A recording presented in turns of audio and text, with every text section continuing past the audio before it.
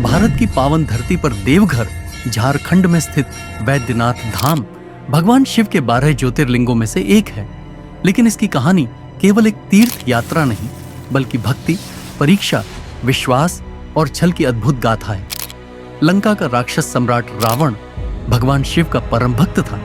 उसने ठान लिया कि यदि भगवान शिव स्वयं लंका में निवास करें तो उसकी सत्ता अजेय हो जाएगी।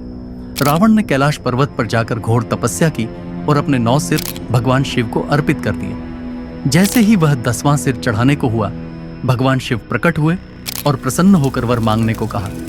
रावण ने भगवान शिव से लंका में निवास करने का वर मांगा। भगवान शिव ने शर्त रखी कि वह शिवलिंग रूप में साथ चलेंगे, पर रास्ते में कहीं भी शिवलिंग रखा गया तो वहीं स्थिर हो जाएंगे। रावण ने वचन दिया और शिवलिंग लेकर चल पड़ा। देवताओं ने यह संकट समझा और भगवान विष्णु से सहायता मांगी।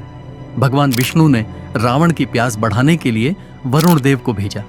जब रावण झारखंड पहुंचा, उसे मूत्र त्याग की आवश्यकता हुई। वहां भगवान विष्णु ने ग्वाले का रूप धारण कर रावण से शिवलिंग पकड़ने का आग्रह स्वीकारा और रावण के जाते ही उसे भूमि पर रख दिया। शिवलिंग वहीं स्थिर हो गया। रावण लौटकर क्रोधित हुआ और उसे उठाने का हर संभव प्रयास किया, पर वह टस से मस नहीं हुआ।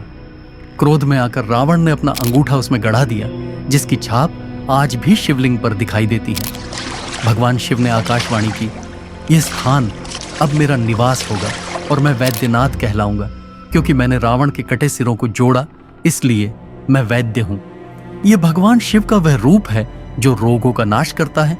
ये एकमात्र शिवलिंग है जिस पर जल चढ़ते ही भूमि में समा जाता है, जैसे स्वयं भगवान शिव उसे ग्रहण करते हों। यहाँ आने वाले श्रद्धालु विशेषकर संतान प्राप्ति की मनोकामना करते हैं।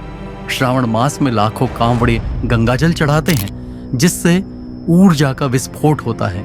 यह स्थान पृथ्वी के सामान्य गुरुत्व बल से भिन्न अनुभव देता है। शिवलिंग की संरचना से उत्पन्न रेडिएशन पॉइंट ध्यान और आरोग्यता को बढ़ाता है।